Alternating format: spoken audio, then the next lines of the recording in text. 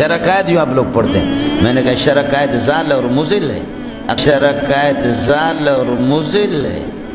عقائد سے اس کو خود بھی پتہ نہیں. وفاق المدارس آپ کو ایک کھلونا لگتا ہے؟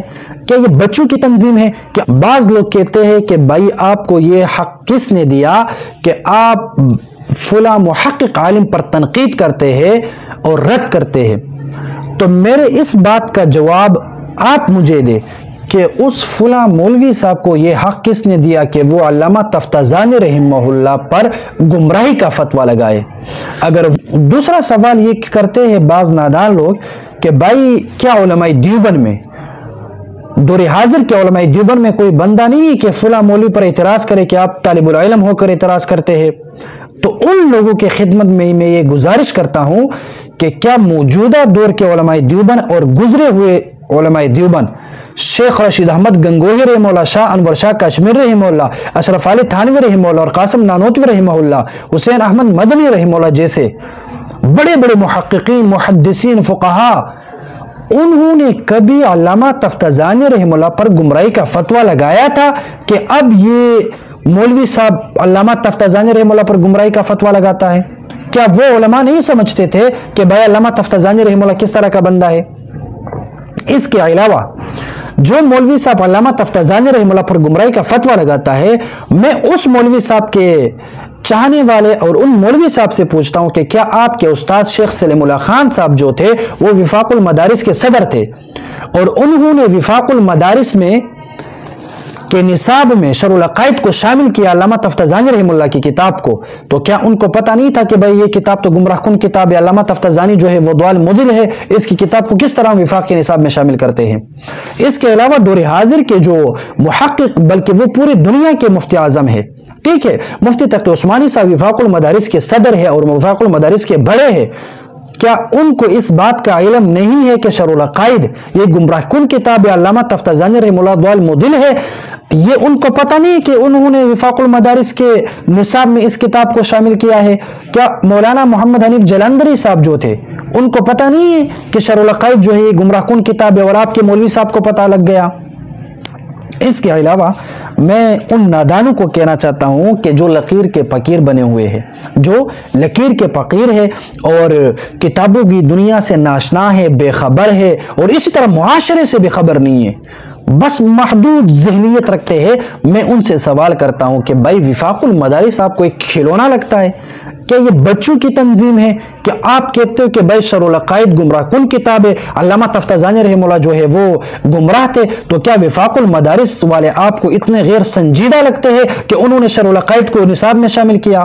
اس کا مثال یوں سمجھے کہ اسی سال میں ایک کتاب جس کا نام تھا مسلم ممالک میں اسلامیت اور مغربیت کی کشمکش، یہ کتاب تھی مفکر اسلام مولانا سید ابو الحسن علی ندوی رحمہ اللہ کی کتاب۔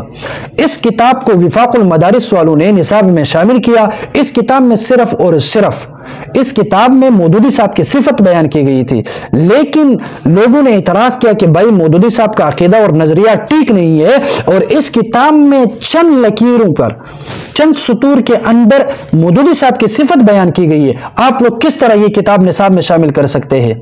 اب وفاق المدارس والوں نے اس پر غور کیا، فکر کی، اس کے بعد اسی کتاب کو وفاق المدارس کے نصاب سے نکال دیا گیا۔ وجہ کیا ہے کہ بھائی اس کتاب کے اندر ایک غلط عقیدہ رکھنے والے کی صفت ہے۔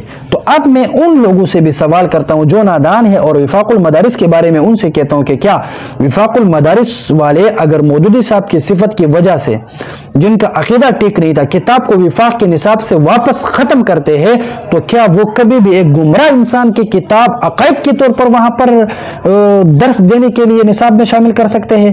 کیا وفاق المدارس والے نہیں سمجھتے ہیں؟ اس کے علاوہ کیا وفاق المدارس والے یہ نہیں سمجھتے کہ بھائی طلباء کرام جو ہے وہ مبتدی ہوتے ہیں، ابتدا کرنے والے عقیدے کے بنیاد پر، اور وہ عقیدے کے میدان میں قدم ان کا پہلا قدم ہوتا ہے جو وہ شرح العقائد پڑھتے ہیں، تو کیا کسی کو عقائد کی بنیاد پر گمراہ کن کتاب پڑھائی جاتی ہے؟ بعض نادان لوگ اعتراض کرتے ہیں کہ بھائی متنبی کی جو کتاب ہے وہ بھی تو وفاق میں شامل ہے اور اس نے تو نبوت کا دعویٰ کیا تھا۔ تو میں ان لوگوں کو کہتا ہوں کہ بھائی جہاں پر بھی یہ کتاب پڑھائی جاتی ہے وہاں پر اساتذہ کرام یہ واقعہ بھی ساتھ سناتے کہ بھائی متنبی جو تھے اس کتاب کا جو مصنف ہے اس نے نبوت کا دعویٰ کیا تھا، یہ وضاحت ہوتی ہے۔ کبھی آپ لوگوں نے سنا ہے کہ بھائی شرح العقائد کے بارے میں کسی نے کہا کہ بھائی ہم جس کا عقیدہ پڑھتے ہیں، جس نے یہ کتاب لکھی ہے اور ہم عقیدے کے طور پر اس کتاب کو پڑھتے ہیں اور یہ کتاب بھی گمراہ کن ہے اور اس کے مصنف بھی گمراہ کن ہے، کبھی سنا ہے آپ نے؟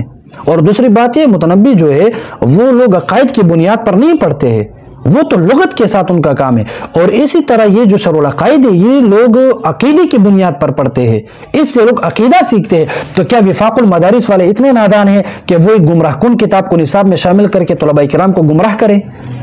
تو میں تمام لوگوں کو کہتا ہوں کہ بھائی 2024 ختم ہونے والا ہے، 2025 شروع ہونے والا ہے، بس آپ لوگ محدود ذہن کی بنیاد پر جو حق بات کہ آپ اس کو کہتے ہیں کہ آپ شہرت کے طلبگار ہو۔